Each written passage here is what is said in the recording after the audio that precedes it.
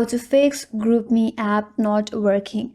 Hi everyone, this is Kate and welcome back to another video. And on today's video we will see how to fix GroupMe application if that's not working in your device. So without further delay, let's get started with this video. If you're having any problem with GroupMe application, the first thing you have to check is that if your application is up to date or updated to its latest version. Now to check that, open up Play Store in your device.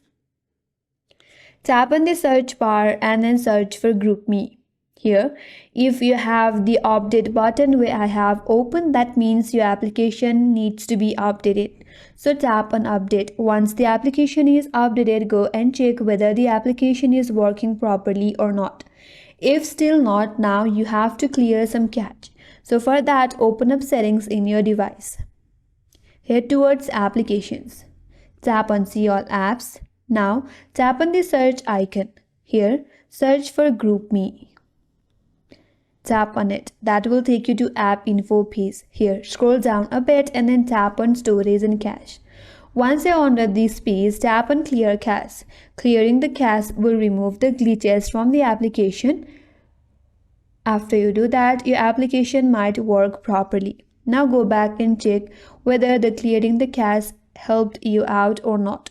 If still not, the last thing you can do is to uninstall the application.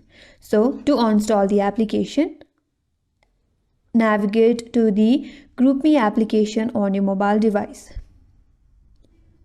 Once you're there, tap and hold on it. Tap on app info. From here, tap on uninstall. Then tap on OK. After you uninstall or delete the application, again reinstall from the Play Store. Search for GroupMe and install the application. Now your application will work fine after you reinstall it again. You can log in and use the application. So that's the way to fix if your application is not working properly. And that's all for this video. Hope this video helped you, and if you're new to our channel, consider subscribing and do not forget to like and comment. Thank you for watching and stay tuned for more tutorials.